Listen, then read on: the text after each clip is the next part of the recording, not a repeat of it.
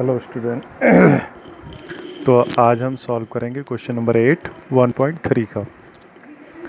तो ये कह रहे हैं कि 12 बजे मान लीजिए किसी का टेम्परेचर कितना है 15 डिग्री सेंटीग्रेड। ये क्या जीरो से ऊपर की बात की रहे हैं।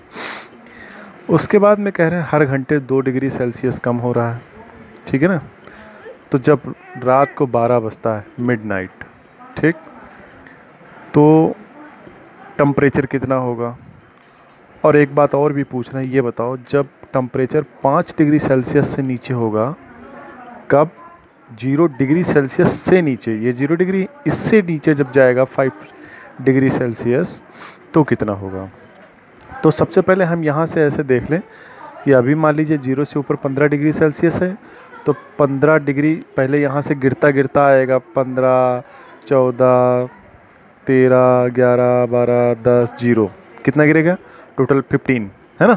और 15 से फिर नीचे गिरना और स्टार्ट होगा 1, -1, -2, -3, -4, -5, यानी कि -5 तक पहुंचने में, ठीक है ना, 0 से 0 डिग्री सेल्सियस से नीचे 5 डिग्री पहुंचने पर यहाँ पे -5 डिग्री सेल्सियस हो जाएगा। यानी टोटल यहाँ से यहाँ तक कितना गिरेगा, यहाँ से यहाँ तक गिरेगा टोटल 20 डिग्री सेल्सियस।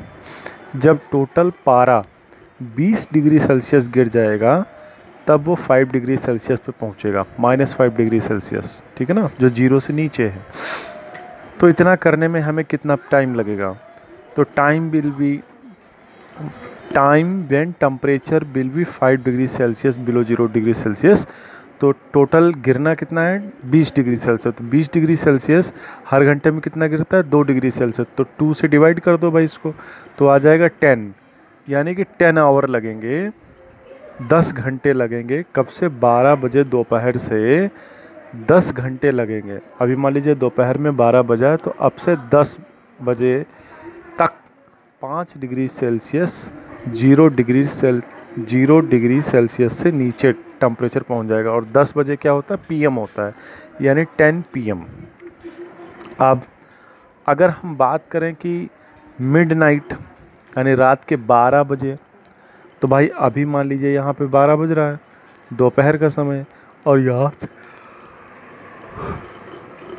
यहाँ 12 बजे दिन के से 12 बजे रात तक कितने होते हैं 12 घंटे होते हैं मिडनाइट। यानी 12 घंटे में हर घंटे में 2 डिग्री सेल्सियस गिरता है, तो 12 घंटे में कितना गिरेगा 24 डिग्री सेल्सियस, ठीक है ना, 24 डिग्री सेल्सियस। तो अभी 15 डिग्री सेल्सियस है, 24 डिग्री सेल्सियस और गिरेगा, ठीक। ये हमने लिखा है मिड नाइट टेम्परेचर 2 × 12 यानी 24 degree Celsius will be decrease from starting, ठीक। तो ऐसे ही समझ लो 10 बजे तक हो गया है टेम्परेचर कितना 5 डिग्री सेल्सियस, 11 बजे हो जाएगा 7 डिग्री सेल्सियस, और 12 बजे कितना हो जाएगा 9 डिग्री सेल्सियस, है ना भाई। ये टेम्परेचर -5 डिग्री सेल्सियस कब का है 10 बजे का। 11 बजे क्या होगा 2 डिग्री सेल्सियस और गिर जाएगा, तो कितना हो जाएगा -7, ठीक। और 12 बजे कितना हो जाएगा -9, तो ये हो गया -9 डिग्री सेल्सियस आ जाएगा रात के 12 बजे, ठीक है। थोड़ा सा अजीब क्वेश्चन है। अब इस क्वेश्चन को देखो बेटा, हमने क्या कराया था बोर्ड मास अभी नहीं कराया है। बोर्ड मास तो इसमें आएगा। इसमें देखो बेटा, सबसे पहले ब्रैकेट सॉल्व करो। ये हो जाएगा माइनस का 56, नहीं डायरेक्ट काटो, ये भी माइनस का ये भी माइनस का, तो 7 8 56 होता है। आंसर किस में आएगा प्लस में आएगा। प्लस 8 से 8 को डिवाइड करें कितनी बार जाएगा -1 आएगा। क्यों, क्योंकि ऊपर माइनस का नीचे प्लस का वैल्यू दे रखी, कल हमने बताया था ना इस बारे में। तो ये प्लस का ही है, ब्रैकेट खोलेगा तो यही आ जाएगा। ये हो जाएगा प्लस माइनस, तो 8 में से 1 जाएगा तो कितना बचेगा 7। यहाँ पे देखो इससे कटो 64 98, इससे काटेंगे कितना आएगा 14, ठीक, वो भी माइनस का 14।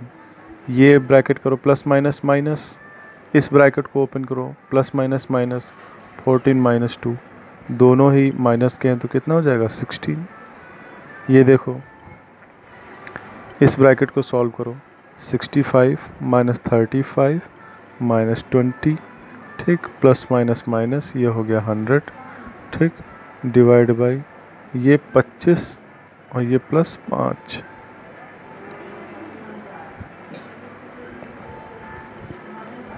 ठीक है, अब क्या करना है, ये प्लस की वैल्यू, ये प्लस की वैल्यू, नहीं प्लस की कहाँ, ये तीनों तो माइनस की, ये 65 अलग है और 35 20 55 और 100 155 आ जाएगा, ठीक, डिवाइड बाई 25 5 कितना हो जाएगा 30 हो जाएगा, ठीक है ना। अब यहाँ पे क्या बचेगा वो देखो,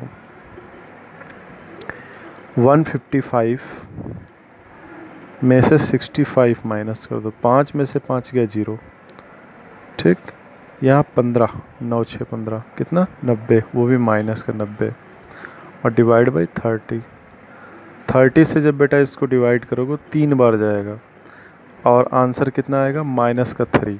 क्यों? क्योंकि ऊपर माइनस है नीचे प्लस है, ठीक है ना, मैंने बताया था ना, ये ऊपर माइनस है और नीचे ये प्लस है, तो जो भी आंसर आएगा वो किस में आएगा, नेगेटिव में, ठीक है, इसलिए -3 आ गया। डी वाला पार्ट देखो बेटा, डी वाला पार्ट क्या कहता है, देखो 20 पंचे 100 यानी माइनस का 5, ठीक, ब्रैकेट में रखो, अभी कोई दिक्कत नहीं, 25 से इसको डिवाइड करो आ जाएगा माइनस का 5, ठीक, ब्रैकेट ओपन कर दो, तो काटना हो तो काट दो, देखो ये भी माइनस का 5 डिवाइड करो, माइनस का 5 कितना आ जाएगा 1 आ जाएगा, वो भी प्लस का। Rahul a milk vendor, Rahul जो है एक दूध बेचने वाला है और उसे दूध में डेली लॉस होता है, एक हफ्ते में टोटल उसे इतना लॉस हो जाता है, ठीक है ना। तो जो लॉस है ना, लॉस, उसको हम नेगेटिव में दिखा रहे हैं, अगर प्रॉफिट होता तो इसको प्लस में दिखाते हैं, लॉस हुआ तो नेगेटिव में दिखाओ। ये 7 दिन में लॉस हुआ यानी 1 वीक में, तो एक दिन में कितना लॉस होगा, 7 से डिवाइड कर दो, कितना आ जाएगा 317 रुपीज़, ठीक है।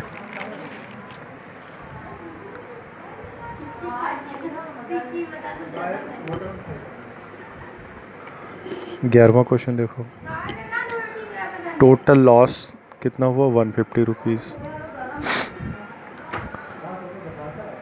क्वेश्चन ये 11 पढ़ना बहुत बड़ा हम नहीं पढ़ेंगे भाई, हम तो मैं ऐसे ही समझा दे रहे हैं। जब एक आदमी पेन बेचता है तो उसे 20 रुपये का फ़ायदा होता है, नहीं, एक नोटबुक बेचता है तो उसे 20 रुपये का फ़ायदा होता है, पेन बेचता है तो उसे 5 रुपये का लॉस होता है। अब ये कह रहे हैं कि उनको 150 रुपये का लॉस हुआ है। 150 रुपये का लॉस मतलब अभी शुरुआत में क्या कहा कि जब पेन बेचता है तो 5 रुपये का लॉस होता है और बुक बेचता है तब उसे 20 रुपये का प्रॉफिट होता है। यानी 150 रुपये का अगर लॉस हुआ है तो इसका मतलब 150 रुपये को उसने पेन बेचे होंगे। कितने पेन बेचे? तो टोटल लॉस कितना 150। तो when 1 pen sell then total loss 5 rupees. तो नंबर ऑफ पेन कितने आ जाएंगे भाई? 150 का लॉस हुआ ना तो 150/5 कितने 30 पेन, यानी 30 पेन बेचे हैं उसने। इसे ये पता लगा। और कहा है सेलिंग कॉस्ट ऑफ 6 नोटबुक। तो एक नोटबुक बेचने पर उसे 20 रुपये का प्रॉफिट हुआ था। तो 6 बेचे तो 6 जब बेचे हैं तो कितना हुआ होगा 6 × 20 ऐसे समझ लो। तो 120 रुपीज़ का उसको क्या हुआ प्रॉफिट। ठीक है ना, ये 120 रुपीज़ का प्रॉफिट हुआ है। तो यहाँ पे देखो 150 रुपये का लॉस और 120 का प्रॉफिट। ठीक है ना, उस आदमी को हुआ है। तो 150 रुपये का लॉस और 120 का प्रॉफिट। तब भी अगर हम देखें तो लॉस ज़्यादा है प्रॉफिट कम है। लॉस कितना ज़्यादा है 30 रुपीज़ का। तो ओवरऑल अगर उस देखा जाए तो ओवरऑल उस आदमी को क्या हुआ है लॉस हुआ है। ठीक है।